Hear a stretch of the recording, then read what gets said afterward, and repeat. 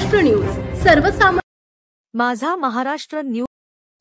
अहमदाबाद येथे झालेल्या विमान अपघातात नागपुरातील यसा कुटुंबामधील अपघातात निधन झालेलं आहे। नागपूरच्या यसा यांचा विवाह सुमारे 3 वर्षापूर्वी अहमदाबादच्या मोडा कुटुंबात झाला होता। यसाचे संसार लंडन मध्ये अनेक वर्ष होते।